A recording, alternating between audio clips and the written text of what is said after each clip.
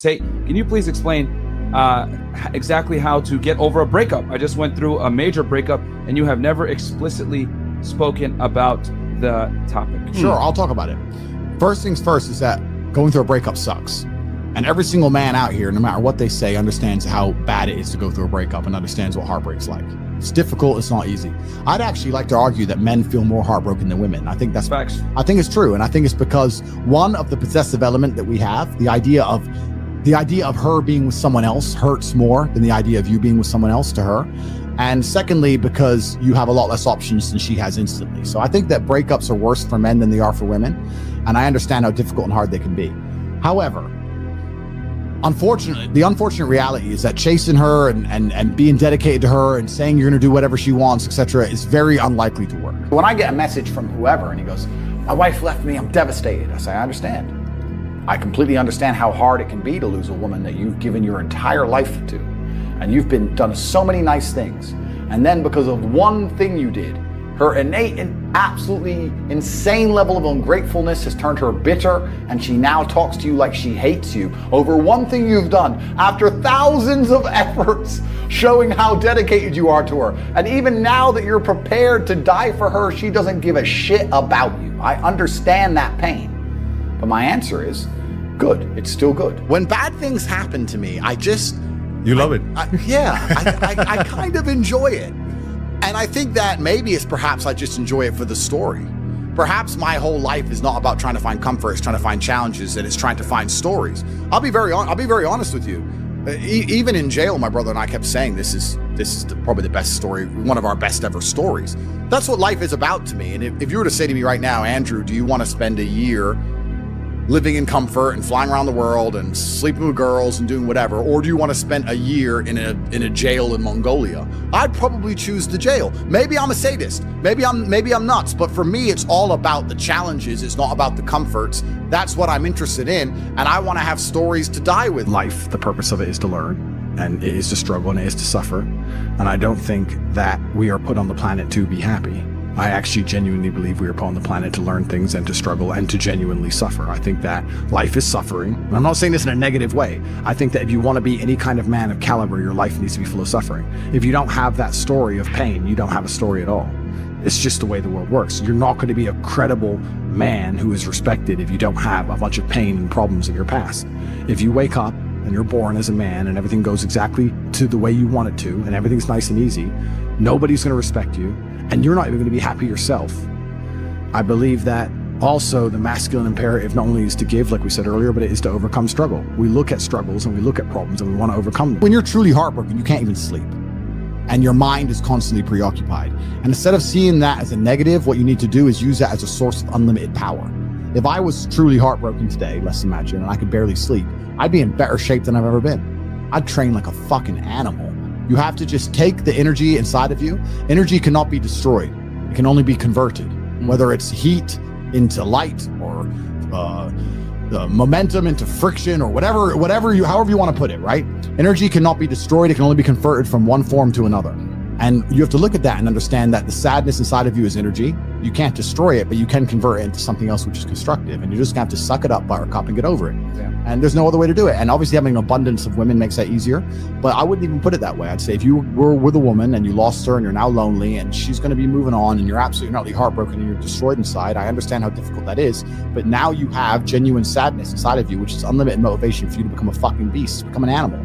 And by the time you're finished becoming an animal, you won't care anymore. So if you really want to cure yourself, you just say, I'm going to get a six pack and I'm going to get bigger arms. And by the time my arms are this size and I have a six pack, then I'm going to think about that bitch. And you'll realize you don't give a shit about her anymore. Think about the biggest transformative stages in your life. Think about the times you got the most work done. It was a bad part of your life.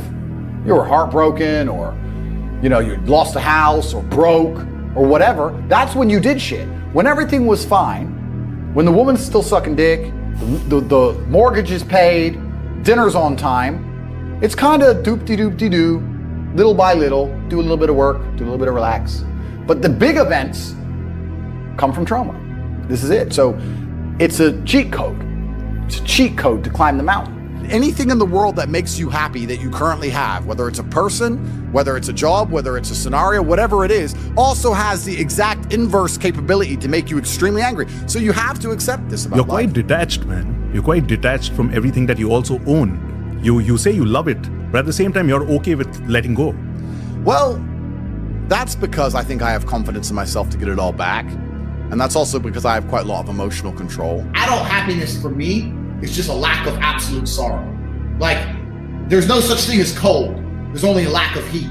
Scientifically, cold doesn't exist. Heat exists, and a lack of heat creates cold. Well, I think it's the same thing with happiness. There's no such thing as happiness. There's just a lack of sorrow.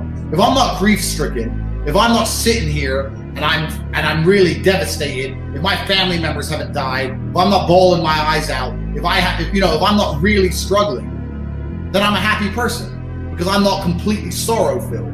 I think a lot of people are somewhere in the middle, and they think because they're not at that giddy, childish happiness, there's something wrong with them. No grown-up adult is supposed to live at the fucking absolute peak of life's great, I'm happy. No one's supposed to live that way. And we're told we're supposed to live that way, and that if you ever feel a little bit sad, there's something wrong with you. That's not true. We're human beings. It's perfectly normal to wake up and be pissed off and be sad or be this or be that. Because there's nothing wrong with it. The only thing that's wrong with it is to sit there and believe that you need to start taking a pill to fix it. Life as a man is pretty shit, and you're going to feel shit for a pretty large percentage of the time.